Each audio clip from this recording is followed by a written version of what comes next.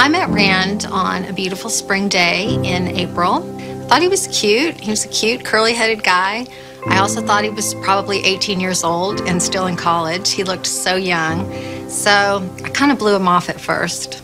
But Rand kept trying. He was kind of persistent at the party, and he came up to me again a little bit later, and we started talking. And during our conversation, I realized that he was not 18. He was 26 and a surgical intern at Georgia Baptist. Very intelligent, very well-read, and really like no one that I'd ever met before. Kelly Ashby Paul, welcome, ladies and gentlemen, to Give Me Five. I thought we'd introduce you to the woman who spoke before her husband made the announcement yesterday. We're going to be seeing a lot of her.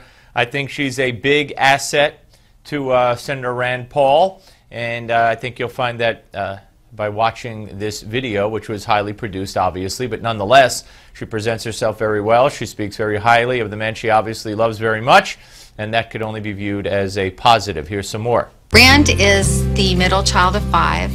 From what I've heard from his siblings growing up, he's a lot like he is today. He was opinionated, had a lot of energy, played a lot of sports. He also loved to collect coins, which is something that he used to do with his grandmother. He was very close to her, and through the years, as her eyesight began to fail, he became her eyes to spy the faint mint marks on the coins as they would go through them together. But Rand never forgot how sad it was for him to watch his grandmother lose her vision, and I think that really cemented in him the desire to be an ophthalmologist. You know, this is a very believable story. Unlike the story Barack Obama told about his mother when she was dying of cancer, and her main concern was she had no health insurance, which she did. As it turned out, that story wasn't true. And of course, today we're talking about global warming or climate change caused his daughter's asthma when she was 4. You know, I mean, those things just smack of falseness. And this smacks of sincerity. I mean, you know, I could see this happening. More. One of the most gratifying things for Rand in his career has been the ability to do eye surgery on children from Guatemala starting 15 years ago. And now he's gone back to Guatemala and operated on hundreds of other patients there. One couple that Rand told me about was especially powerful and memorable. He operated on a woman who had not been able to see. 2 days later, she brought her husband, and he was also blinded by cataracts.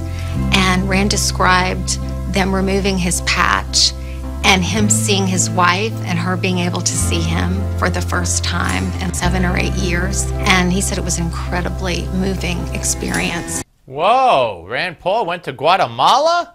A Republican went to Guatemala to give free surgery to these people who needed it for their eyes? Must be some mistake. Let's never talk about it in the news media. Remember, hey, news media, don't ever, ever, ever bring that up. Remember, whatever you do, because that wouldn't look too good, would it? More. Rand is a wonderful dad. He's got great energy and enthusiasm, and he's always been a wonderful builder of forts, bonfires, anything active and outside. You know, from an early age, all of our boys loved sports, and Rand has coached Little League baseball, soccer, you name it. He's out there. He's out there. And as far as qualifications to be President of the United States? Being a physician gives Rand a unique perspective in Washington, simply because he's trained to diagnose a problem and find a solution. He truly believes that if you believe in something, you should get involved. If you put your mind and your energy to it, you can do it. And I think that's a great example for our kids. And it's also something that makes him an amazing person to be married to. Yep. All right. Like I said, she's going to be an asset. She really is. And I think she's very sincere, very pretty, very believable. And let the chips fall where they may, as more and more candidates will be announcing, I'm sure, in the not-too-distant future on the Steve Malzberg Show.